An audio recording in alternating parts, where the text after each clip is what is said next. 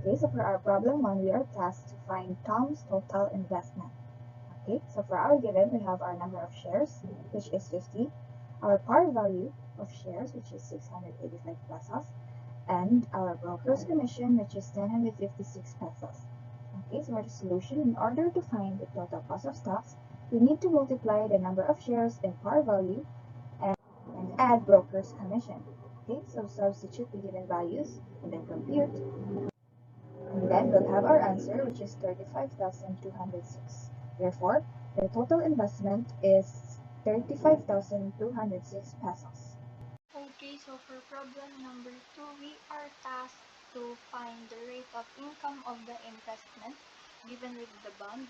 So here is the equation in order to find the annual income, in which we come up with 17,000, and the amount invested, which is the sum of the market price and the commission, in which we come up with 160,200. So we are to use the formula of the yield or the rate of income. So we substitute these values into the formula, then we would come up with 0.1061. Therefore, the rate of income of the investment is 10.61%.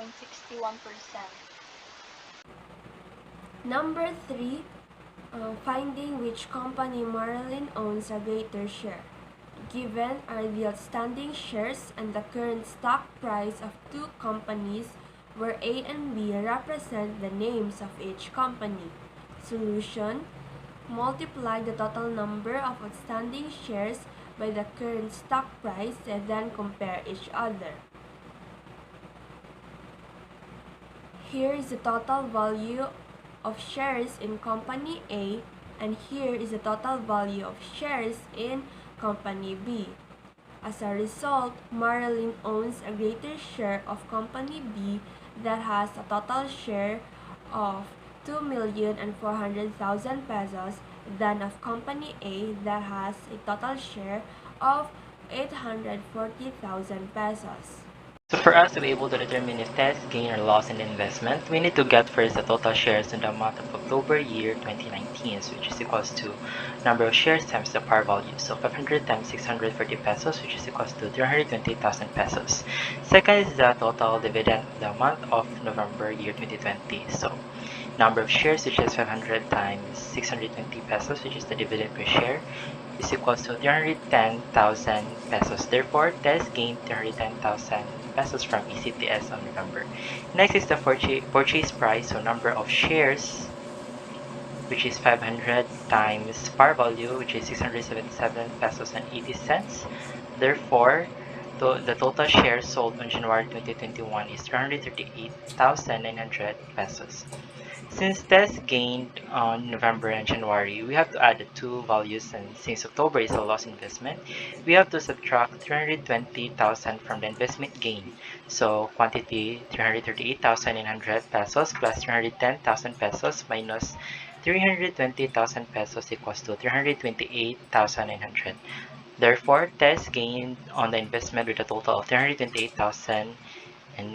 Okay, so for problem 5, we are tasked to find the money that Arnold gained or lose in the investment, ignoring the brokerage fee. Okay, so for our given, we have number of shares bought, which is 300, our par value, which is 400 pesos, our number of shares sold is 150, and our par value of the number of shares sold is 420 pesos. Okay, so for the solution, we only need to multiply the number of items by the price per item to calculate the total cost of the items.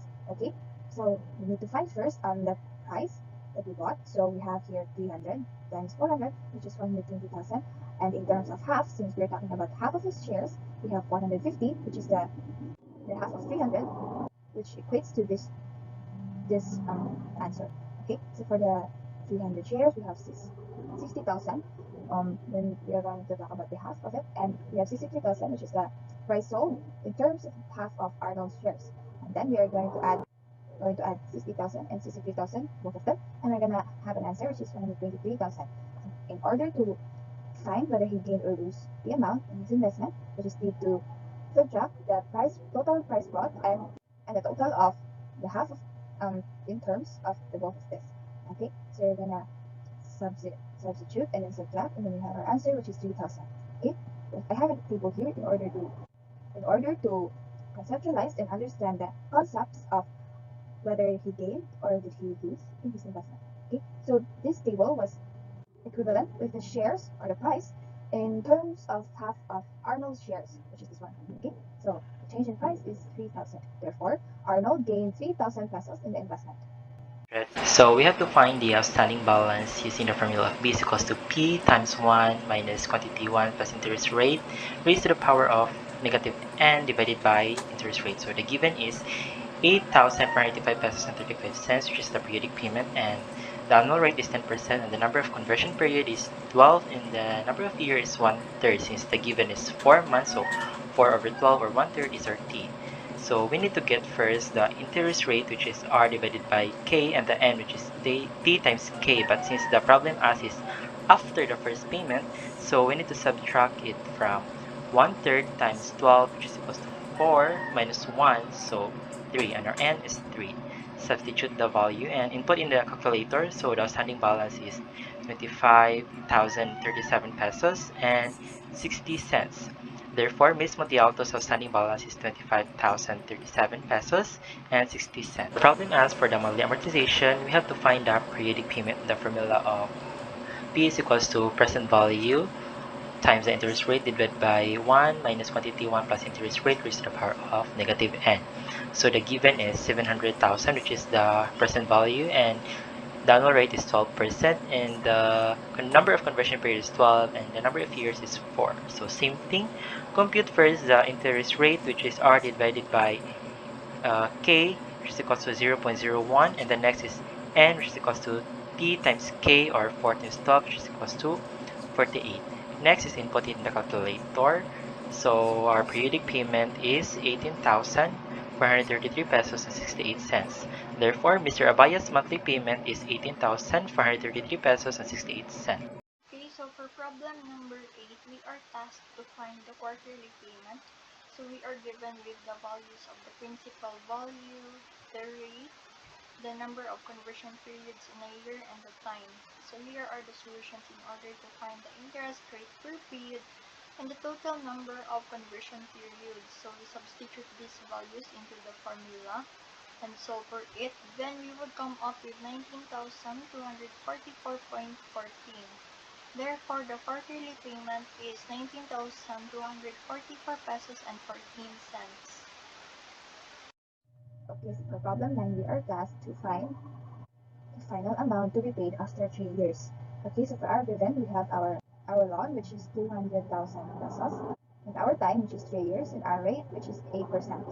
Okay, so for the solution, since we are tasked and told to find how much should be paid after 3 years, which means we should find the final amount that we would pay after 3 years. Okay, so for the solution, we have our final amount, which is equivalent to loan, quantity of 1 plus rate to the power of time. Okay, so substitute the given values, and then we'll have our answer, which is 251,942 pesos and 4 cents. So therefore, the amount that should be paid after 3 years is 251,942 pesos and 4 cents. Number 10, finding how much is the mortgage amount. Given are the amount purchased and the 30% down payment. Convert it to decimal by moving 2 points to the left and it will become 0.3. Solution. First, find the total amount of down payment by multiplying the amount purchased by 30% or 0.3. And the product is 1,710,000 pesos. Next, find the mortgage amount by deducting the down payment amount from the amount purchased. This will result to mortgage amount is equals to 3,990,000 pesos.